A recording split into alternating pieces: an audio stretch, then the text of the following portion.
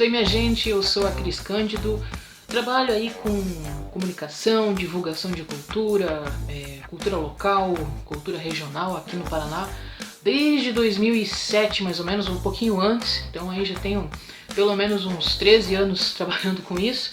E hoje, participando desse edital cultural da Lei Aldir Blanc aqui em Toledo, vou estar mostrando para vocês aí mais um quadro, na verdade, que eu desenvolvo num dos programas que eu apresento, que se chama o programa Alô, Alô Marciano. Ele é veiculado pela Culo Web Rádio, um grande projeto de extensão que nós temos aqui em Toledo por meio da Unioeste, né, Campus Toledo. E nesse quadro, o que eu faço? Eu apresento instrumentos diferenciados, né, aqui a nível nacional e nível mundial, né? É muito importante a gente fazer isso, que é uma forma de fomentar tanto a cultura quanto a educação, né? Principalmente primando pela essa questão plural, da pluralidade, pela essa questão de respeito às outras culturas, que eu acho primordial isso, deve haver mesmo esse respeito. E hoje então a gente vai trazer dois instrumentos, conforme eu disse. O primeiro deles se chama didgeridoo. Didgeridoo é um instrumento de sopro proveniente de uma tribo aborígene da Austrália, né? Um instrumento com som maravilhoso. E o outro se chama balalaika, que é um outro instrumento lindo, eu achei maravilhoso mesmo, assim, um instrumento de corda. Vocês vão ver melhorzinho nesse podcast. É um instrumento russo, de origem russa, né? E é lindo, lindo, lindo, lindo. Espero que vocês gostem. E é isso aí, estamos aí para incentivar a cultura. Vamos então com os instrumentos para já. É isso aí, e o primeiro instrumento que a gente vai falar agora é o didgeridoo. Didgeridoo é um instrumento cuja origem veio dos aborígenes do norte da Austrália, sendo, segundo alguns historiadores, o instrumento musical mais antigo do mundo. Considerando pinturas rupestres encontradas naquele país, alguns pesquisadores estimam que ele exista há aproximadamente 40 mil anos.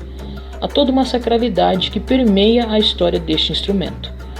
Nessa cultura dos aborígenes australianos, o didgeridoo é um instrumento tocado em rituais místicos religiosos. E mesmo para uma pessoa comum, o som do didgeridoo intriga. Sob o impacto do seu som, é habitual identificarmos um silêncio profundo em quem o ouve. Parece que ele nos remete a lembranças primordiais que nosso consciente não consegue identificar. Mas o que significa, essa palavra didgeridoo? A maioria dos estudiosos do assunto considera que a palavra didgeridoo é onomatopeica, seria uma palavra cuja pronúncia imita o som natural da coisa significada, e foi inventada por ocidentais. Mas alguns consideram possível ser ela uma derivação de duas palavras irlandesas. A primeira é dudairi e a segunda duidgeri, que tem vários significados, como corneteiro, fumante inveterado, soprador, pescoçudo, abelhudo, aquele que cantarola, cantor de canções populares com voz macia e aveludada, e a palavra dubi, que significa negro, ou Dutch, que significa nativo. Na Austrália, há pelo menos 45 sinônimos para o nome didgeridoo, dependendo da tribo ou da região. Estão entre esses sinônimos bambu, bombo, cambu e pampu, todos diretamente se referindo a bambu, o que indica, entre outros estudos, que os primeiros didgeridoos eram feitos de bambu. Há outros sinônimos que, na linguagem dos aborígenes, também têm alguma relação com o bambu, que seria o gambak, ilpirra, martba, jiragi, iaraki e idaki, sendo esses dois últimos os nomes mais usados para didgeridoo pelos aborígenes australianos. Juntamente com a sacralidade do instrumento, podemos observar grande misticismo em seu contexto. Uma das lendas sobre a origem do didgeridoo conta que um tempo em que não havia estrelas no céu, para evidenciar nossa pequenez frente a este universo, e em que não havia música para aflorar nossa sensibilidade, um grupo de aborígenes se reuniu à volta de uma fogueira simplesmente para apreciá-la. O mais atento deles percebeu que de um pedaço de madeira em chamas saíam pequenos insetos. Sentindo compaixão por esses insetos, rapidamente tirou aquele pedaço de madeira da fogueira e, vendo que era oco, assoprou para o alto para retirar os insetos da quente madeira. Ao assoprar, o som do didgeridoo ecoou pela noite, e ao irem para o alto dos pequenos insetos, as estrelas se formaram. Essa é uma lenda antiga ali dos aborígenes da Austrália.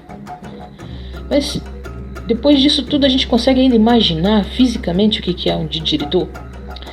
Por fim, ele é um instrumento musical de sopro, consistindo em um tubo oco, sem nenhum orifício, a não ser em suas duas extremidades, sendo que em uma delas há um bocal. E é esse aí que vocês podem ver aqui na imagem na nossa tela. Em geral, ele tem forma cilíndrica ou cônica e o comprimento entre 1 a 2 metros, variando o som conforme o tipo de material de que é feito. O grau de secura desse material, quando houver possibilidade dessa variação, o seu comprimento, o diâmetro de sua cavidade, a espessura e grau de rigidez da sua parede, sua forma, tamanho e tipo de bocal e também a maneira de tocá-lo. Esses fatores somados dão uma sonoridade própria a cada didgeridoo. Ele funciona como amplificador e alterador dos sons provocados pelos lábios, língua e cordas vocais. Portanto, são incontáveis as variações sonoras que podem ser criadas. Assim, saiba, os sons dos didgeridoo não são propriamente do didgeridoo, mas de quem o toca, né? Quem consegue fazer aquela respiração certinha, quem consegue utilizar de uma forma correta a embocadura, né, no instrumento. Então, não é o próprio instrumento físico de que sai o som, mas sim a capacidade e a habilidade de quem está tocando. Os didgeridoos eles podem ser feitos de vários materiais, como de bambus, com diâmetros e características favoráveis, por exemplo, o madake, o hachikui e o moçô, de árvores e plantas como o eucalipto, embaúba e agave, e também de tubo de PVC, vidro, plástico, papelão e couro enrijecido. Enfim, ele pode ser feito de qualquer material que possa, natural ou artificialmente, se tornar um tubo oco, no qual o ar ele não atravesse a sua parede. Os aborígenes australianos atualmente o fazem principalmente de eucalipto, pois em seu país há muitas espécies de eucaliptos nativos. Além do que há um tipo de cupim, muito comum na Austrália, que torna o cerne dos eucaliptos oco, facilitando assim a produção do didgeridoo. Ele é um instrumento de timbre grave, né, utilizado em mantras de relaxamento. Tocá-lo, portanto, é uma excelente maneira de despertar a criatividade e a espontaneidade, e também de relaxar a mente acelerada, descansando-a e deixando-a mais aguçada, além de aumentar a vitalidade pelo aumento da expansão respiratória provocada.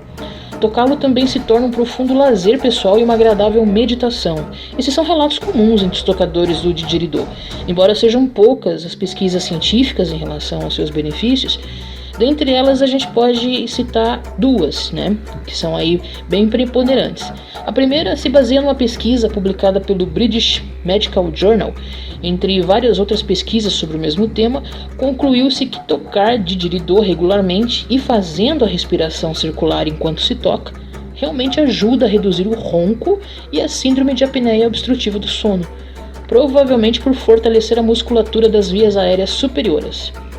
Um segundo trabalho muito importante também, e é daqui do Brasil, é um trabalho de conclusão do curso de Naturologia da Universidade Anhembi, Morumbi, realizado por Fábio Simões Cardoso e Manfred Conrad Richter, que concluiu-se que tocar didgeridoo eleva significativamente o tempo de expiração máxima, o TEM, que é o fôlego, né? Além de ter efeitos importantes na diminuição da ansiedade e da vulnerabilidade ao estresse, havendo também indícios a serem melhores investigados de melhora da tonalidade da voz e de ser um fator auxiliar no combate ao tabagismo. O fato é, o didgeridoo ele emite uma forte vibração quando a gente toca ele, dando uma sensação de força e poder em quem o toca e uma sensação de magia em quem ouve, né? O som dele é mais ou menos assim como a gente vai ouvir agora.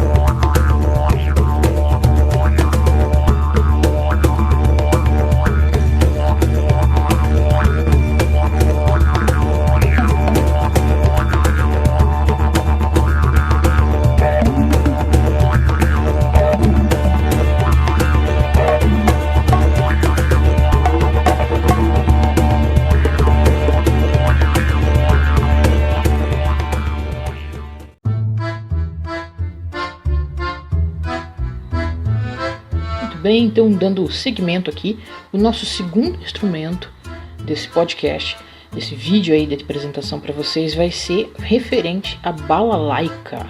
A balalaika é um instrumento de origem russa, sendo símbolo da música deste país. Pode até não ser tão comum aqui no Brasil, a não ser pela conhecida marca de vodka, né? Que quem aí já saía nos rolês antes da pandemia sabe bem do que eu tô falando. Mas ela é muito popular na Rússia. O seu corpo lhe parece um triângulo relativamente grande, tendo apenas 3 cordas para se dedilhar. 2 delas têm afinação igual, e a terceira é afinada 1/4 acima, muito similar à afinação do bandolim e a do cavaquinho. A sua afinação ela varia bastante, né? Mas a mais comum é a feita em Mi e Lá, e pode ser tocada com dedos ou palheta. Além disso, há outros tamanhos de balalaika que variam entre graves e agudos, né?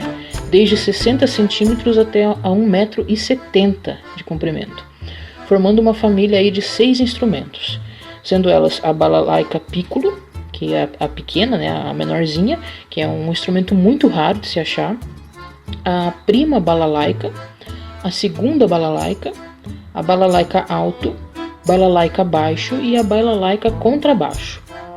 A balalaika prima, ela é tocada com os dedos, a segunda e a alto com o dedo ou a palheta, dependendo da música a ser tocada, enquanto as balalaikas baixo e contrabaixo, que possuem uma extensão que serve de apoio no chão, são sempre tocadas com uma palheta de couro. No braço das balalaikas atuais, há de 16 a 31 trastes metálicos, sendo que até o fim do século XIX, esses trastes eles eram amarrados e eles variavam de 5 a 7 trastes. Mas né, a gente pode pensar da onde que vem esse nome balalaika, né? Bom, a raiz da palavra balalaika, ou como também é chamado ainda hoje de balabaika, também tem relação com verbos antigos do russo, que significam conversar sobre algo sem valor, balançar, o que ressalta o caráter não sério do instrumento, né? A primeira menção à balalaika, ela vem de um documento russo do ano de 1688, e a palavra entrou para a alta literatura por volta de 1771 em um poema chamado Elisei, de Vasily Maikov. No mesmo século, ela passou a ser largamente usada no ucraniano, e a forma balabaika ela é encontrada em dialetos e no bielorrusso. Mas como assim que essa palavra balalaika ela ressalta o caráter não sério do instrumento? Ora, porque ela era utilizada em festivais de vilas, né, no interior da Rússia. Então era uma coisa assim desproposital. Eram festejos mesmo, então não tinha aquele requinte e a seriedade como um instrumento clássico, né? Quanto à natureza da sua estrutura, é possível observar que as representações mais antigas da balalaika mostram um instrumento com de 2 a 6 cordas, e lembrando instrumentos orientais. Os trastes, então, como a gente disse, eles eram feitos de tripa de animal e amarrados no braço do instrumento, e podiam ser movidos de acordo com o desejo do músico. Já no século XIX, ela adquiriu a forma triangular e o braço mais curto do que os seus parentes asiáticos. A balalaika sempre foi muito popular nas pequenas vilas da Rússia, principalmente entre músicos que faziam canções satíricas. O motivo da forma triangular da balalaika ele é bem controverso. Alguns dizem que a forma representa, junto com o número de cordas, que seriam 3, né, a Santíssima Trindade. Mas essa interpretação é bem complicada, visto que a Igreja Ortodoxa já havia banido o instrumento por causa das músicas que acompanhava, e também porque essa igreja não permite o uso de instrumentos em sua liturgia. Outra hipótese mais verossímil é dada pelo escritor ucraniano Gogol, que em seu romance Almas Mortas diz que a balalaika era feita pelos camponeses com abóboras.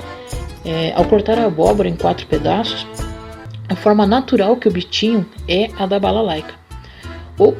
Outra versão ainda é sugerida pelo fato de que antes do czar Pedro I, os instrumentos eram proibidos na Rússia. Quando o governante os autorizou, os únicos que sabiam trabalhar a madeira eram construtores de barco, e a forma da balalaika sempre lembra muito a parte frontal de uma embarcação. Somente no século XX que as balalaicas passam a ser fabricadas com os trastes cromáticos e passam então a contar com os tamanhos e afinações análogas às dos instrumentos clássicos da orquestra erudita. Algumas outras curiosidades aí, vamos ver aqui sobre a balalaica. Ela é um nome dado no livro Grande Sertão Veredas, do Guimarães Rosa.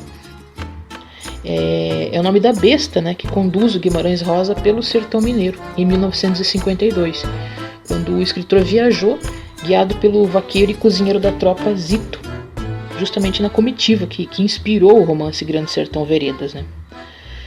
Outra curiosidade aí sobre a balalaica é que o Ian Anderson, da banda de rock Jethro Tull, ele toca a balalaica em 2 músicas do álbum Stand Up, de 1969.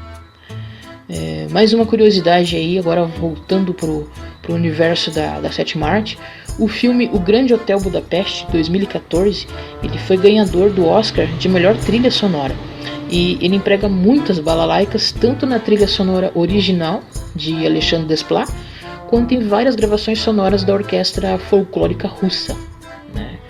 Outro filme aí que utiliza essa questão da balalaica é o filme do Dr. Zhivago, de 1965, no qual ele apresenta uma balalaica proeminente na partitura e no enredo do filme.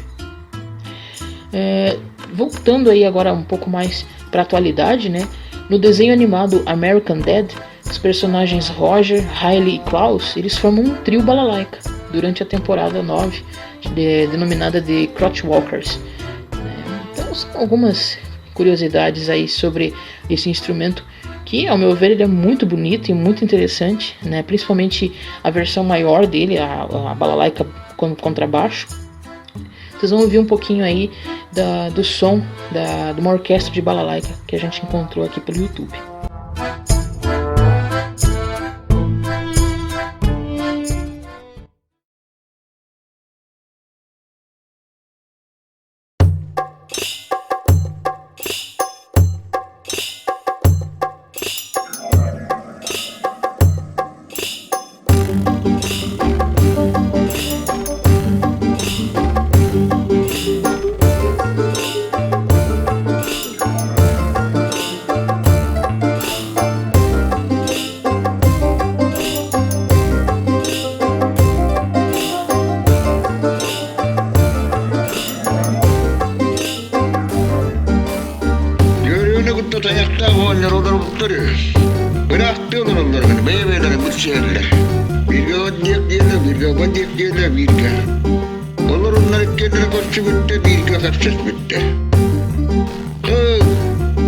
Ada pagna bata kami